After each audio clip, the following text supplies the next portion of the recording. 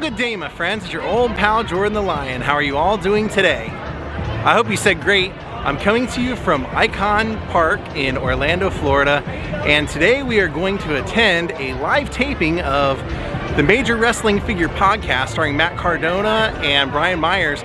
But my pal Dale Torborg is actually a surprise guest, and Dale has a crazy story. So we're going to interview him a little bit, show you some of the guests at this podcast, show you the podcast, and hope you enjoy it, wrestling fans. Daze with Jordan the Lion, it begins right now. Yes, world famous Icon Park. It's taking place here at the Tin Roof. It's still about an hour and a half away from starting, but already got a line out here.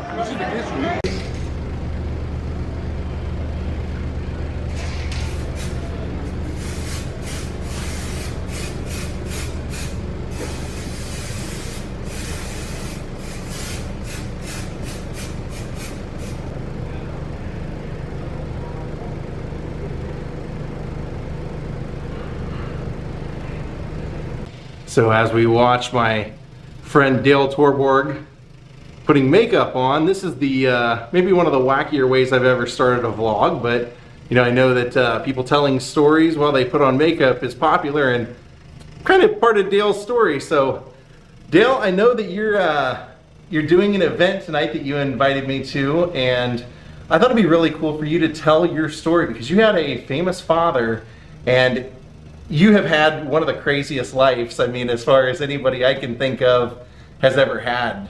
Can you tell me about your life?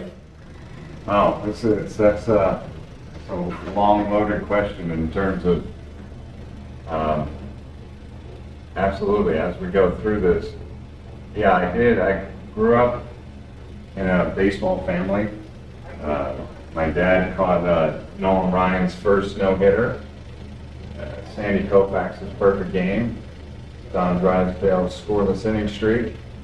So he's done some amazing things in his career. Obviously, there was just a documentary about him, Nolan Ryan, called Facing Nolan, which is on Netflix, and a lot of people have seen that lately and come up and talk to me about it. What was your dad's name, or what is your dad's name? Jeff Torborg, and catcher was with. Went to Rutgers, was an All-American at Rutgers, and he's had just an absolutely amazing career.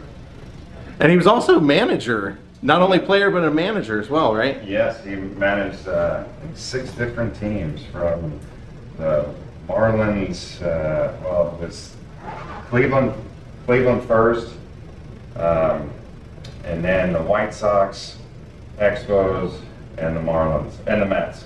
So it was a whole bunch of them.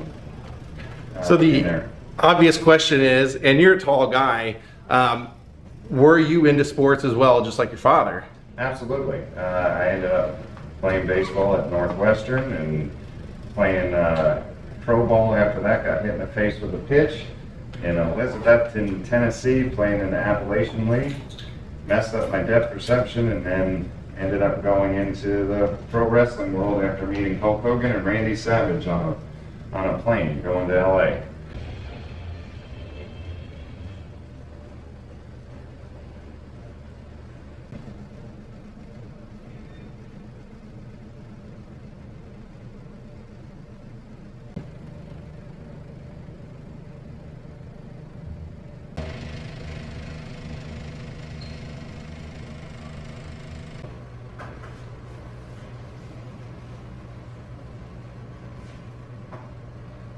So maybe tell me about the about how your baseball career ended in that flight that changed your life. So I got hit in the face with a pitch, and you know, probably wasn't going very far in the game anyway. But getting hit in the face with a pitch didn't help anything. So I ended up on a flight. My college roommate played at Northwestern, and he was on the football team. And in '95, they went to the Rose Bowl, and he was playing in the Rose Bowl. And I was flying out of Tampa to go to the Rose Bowl, and ended up with on the same flight with Hulk Hogan. And he introduced me to Macho Man, and Macho was actually a catcher in the minor leagues and was a fan of my dad, who was a catcher as well. And we just started talking, and they both said, you know, you've got obviously the athleticism if you played a pro sport, and you know, have you ever, being 6'6", do you ever think about wrestling? And at that point, I had never met anybody that was in the business, so it was, you know, foreign to me how you would get into it. And so I ended up, after meeting those guys, I was able to get trained by Warlord and Jimmy Amble Neidhart in Land O'Lakes, Florida. That is so cool. Outside in you know, right in the middle of July in an outside ring with snakes and scorpions all over the place. It was just kind of crazy, but it was, you know, kind of a cool way to start the career. Now, can you tell me, you know, when you went to the power plant eventually, how did they decide that they were going to do a Kiss character? Because I had heard that you weren't the original character. Right. Well, I was and I wasn't. So it's kind of a crazy story, is that when I did the tryout for it, I was told that I got it. And then just a few days later, turns out that I didn't get it. And then Brian Adams got it. Brian was one of the nicest people that you would ever want to meet. And so I was, as much as I was upset that I didn't get it, I was happy that, you know, he got it, because he's, like I said, he's such a great person. And unfortunately he's passed, but you know, he had told me when he had talked to WCW and said, you know, basically, I think you made a mistake in the beginning. I don't really get this whole thing, and you know, Dale's been a big fan of Kiss forever, and he should have gotten it to begin with. And then WCW did call me and asked if I was wanting to do the character, and you know, I just started doing the MVP character, but you know, getting a chance to work with Kiss, and who were my, you know, my favorite band and my idols growing up, you really couldn't get any better than that. So I was all in at that point, and so I stopped doing the MVP character and went straight in and ended up doing the Demon. Now, I thought I had heard a story, you know, because we know Gene and his legendary love of money. I had heard he did something kind of generous, that that he had kind of given you the character or the rights to the character. Was there a problem? No, he just, the whole idea was that he didn't want me to be a clone of him, you know, and he didn't want me to be exactly the same. So he helped me kind of develop and say, don't do everything, don't wear the same outfit, don't do everything that I do. The part of the makeup that goes down here is longer than his. And you know, Kiss fans over the years have given me grief saying I don't know how to do the makeup. I've been drawing Gene's makeup, you know, since I was 5 years old from the Destroyer. I know how to do it, but when we first did it, the only time I didn't do my own makeup, the special effects guy that put it on, it was a little longer over here for my picture, and Gene said keep that, you know. So that's why I put blonde streaks in my hair and did a little different, so that if you saw the two of us, I had the red contacts, blonde hair. If you saw the two of us, you knew the difference. And if you were just a casual fan, that's the wrestler, that's Gene Simmons, the rock star, you know, that kind of thing. Well, I thought I had also heard a story where that Brian didn't want to do the character, also partially because he couldn't merchandise it. Isn't that something, you know, like wrestlers, they hope to live off of some of their action figures and things like that, and with it being so closely related to Kiss, he didn't think he would be able to do any of that? Well, I think WCW told them that they weren't going to make anything because they didn't want to. I think there was an issue with the contract, but I don't know 100% exactly what went on. But yeah, there was something that happened with the contract. But Gene was great to me the whole time. Whatever I needed, helped me learn how to breathe fire. Well, that's the next thing I wanted to ask. Didn't he help you prepare for your debut? Yeah. Well, not the actual debut, but the debut of Breathing Fire. He and one of the guys that worked with Kid Spiro, great guy.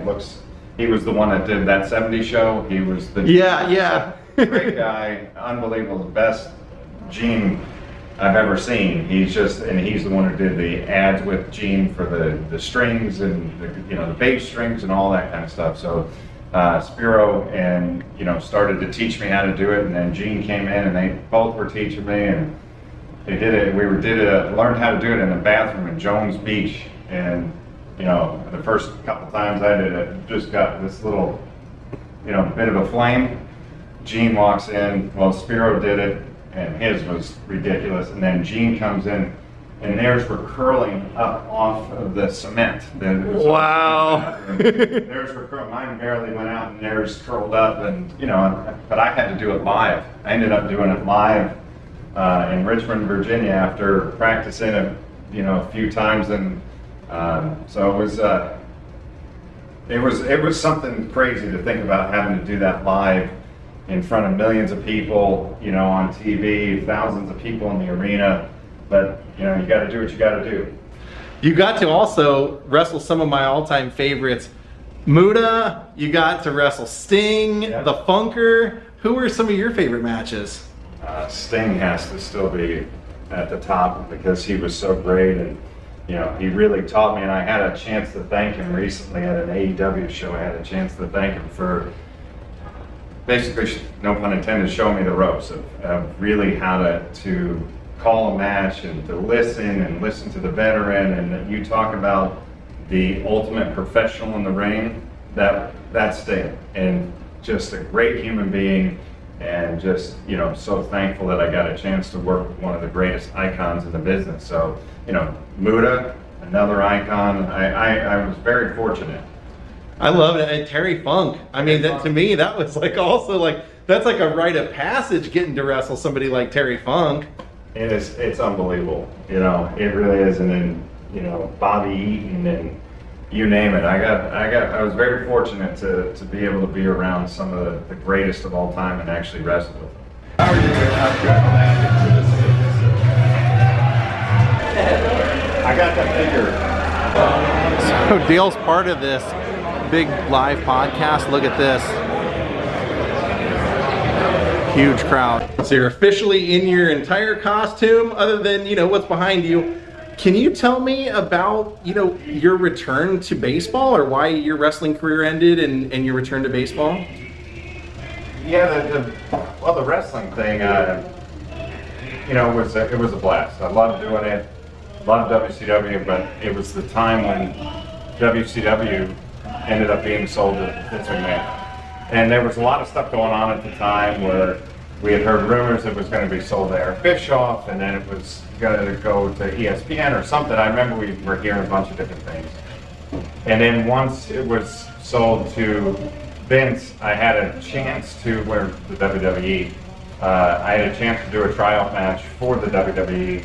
But it was the same time I had a chance to go to, my dad had gotten the manager job with Montreal Expos.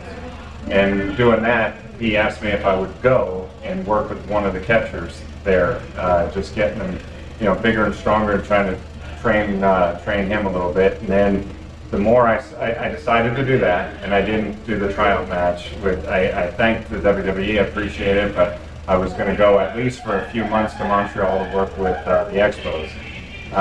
And then I enjoyed doing that. Ended up learning a lot from the strength coach up there. And to make a long story short, when I went back, I was going to go back to wrestling once that season was over. And then the strength coach / trainer up there that was teaching me ended up getting the Florida Marlins head trainer's job, asked me if I would be interested in being a strength coach with the Marlins. And so I ended up wrestling in the off season for the XWF. And then after that, I ended up going and was the strength coach with the Marlins for a couple of years. And then spent the last 18 years with the White Sox as the strength and conditioning coordinator, and this will be the first year that I'm not doing any baseball stuff and doing more wrestling, just things that I want to do. That's really cool. And it just, a crazy, you have so much history. Something just popped into my head about you. Didn't you help train the women for a league of their own, now that I think about it? I did, so it's an interesting story because the one scene that everyone remembers is no crying in baseball. And with the no crying in baseball, that's Biddy Schramm. Biddy Schramm grew up right around the corner from me in Mountainside, New Jersey. And so she was on my brother's Little League team. My brother Jamie and I were really good friends growing up. And it was literally, just a 2 or 3 minute walk from my house to theirs. I actually broke my foot when I was 4 years old jumping off their stairs.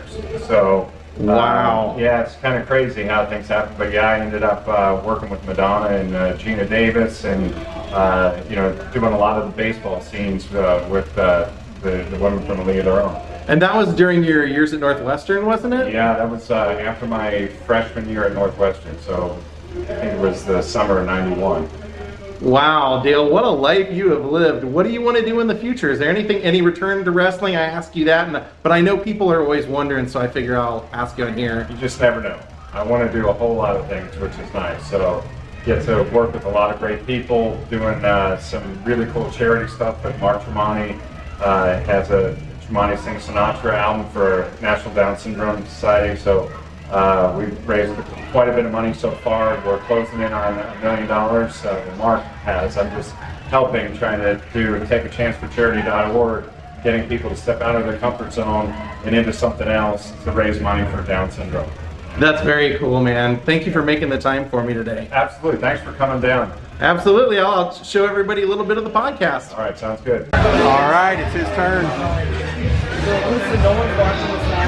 I'm your host, always ready, Matt Cardona, a.k.a. the $1,000 Broski, a.k.a. the Michael Jordan of wrestling. People clicking Josh, shut up if you've had me on say this, a.k.a. the Wrestling Showcase Champion. And I'm your host, Scotty Pippen. I'm Wrestling Figure Galactic, the most professional wrestler, Brian Myers. What's up, everybody?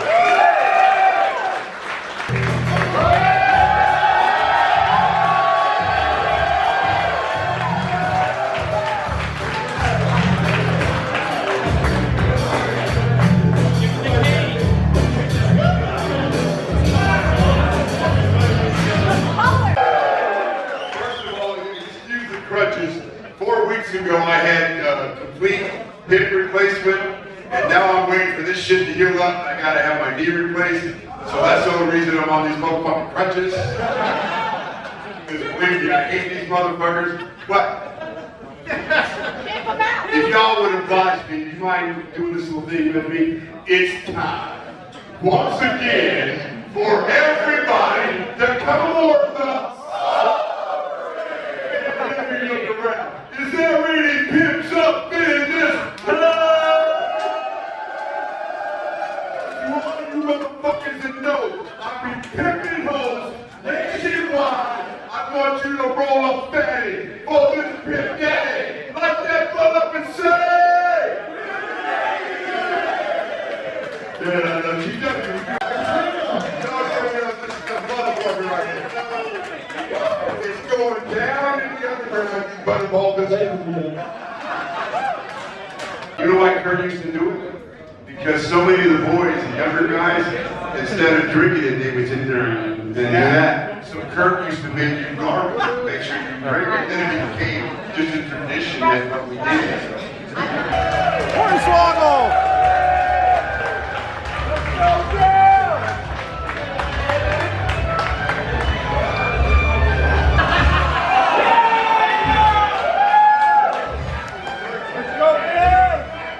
Ladies and gentlemen, the star of Muppets Most Wanted, Dylan Plaster.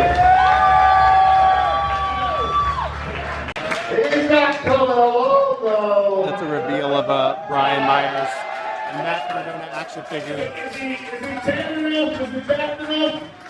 I have the microphone, you're gonna listen to me, damn it! Hell yeah! It's 2023, and once again, Rory Fox isn't booked.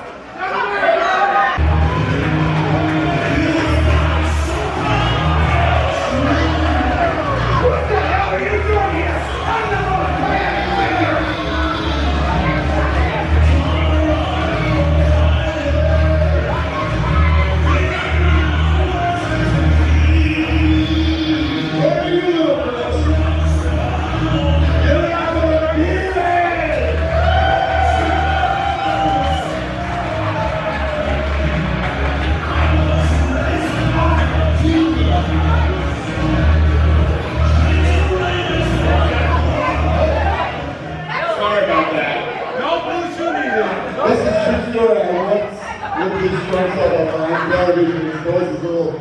balls. That's good.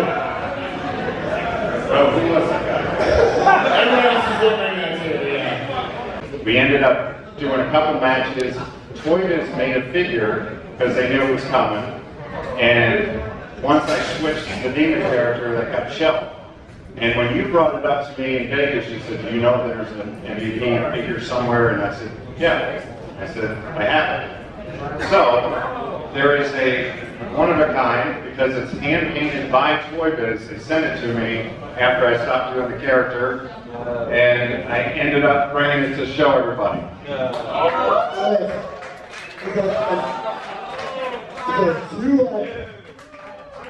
MVP WCW figure. Really look at the details.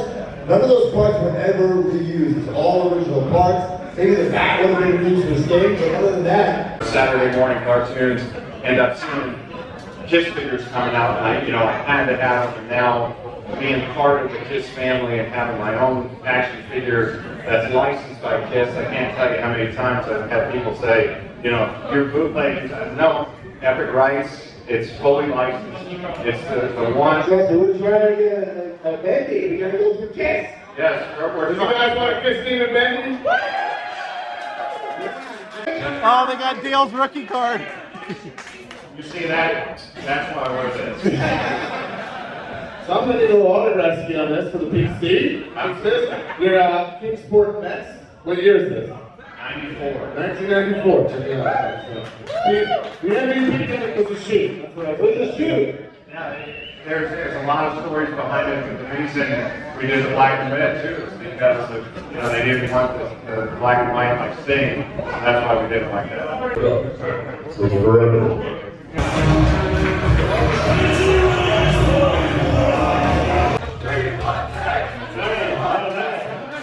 Sammy Guevara, AW. Same problem as wife more over than him. Yeah, I want Thai too, but she's in Brazil right now. Boo! Oh, Sammy Guevara, thanks for joining us. You're a figure guy, right? You're a collector? Oh yeah. Big mark for myself. I got about.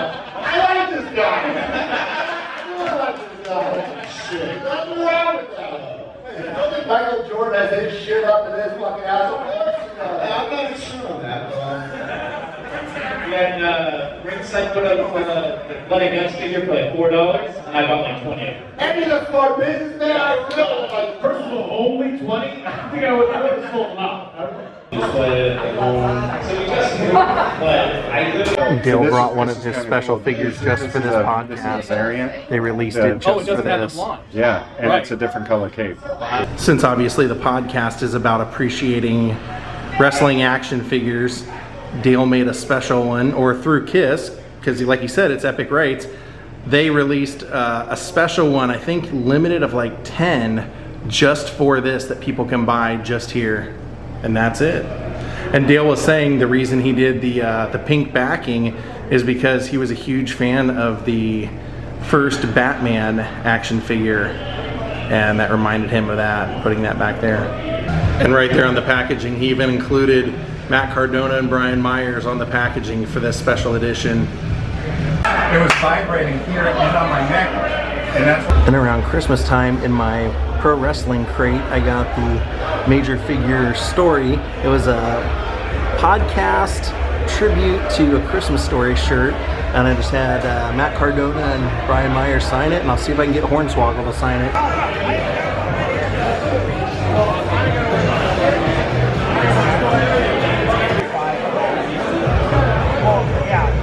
There's Hornswoggle.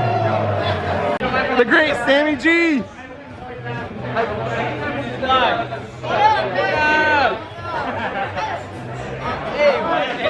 Plug section. Whoa!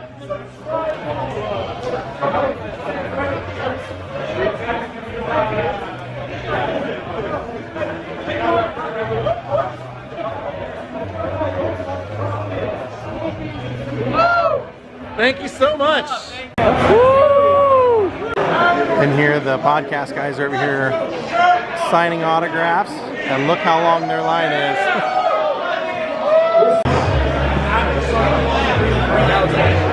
And how cool is this? I actually have two of Dale's figures that I had bought in the past, and I noticed that he had a piece ring-worn gear down here in the corner from his WCW days, and I said, oh, that's cool that you're putting it in there.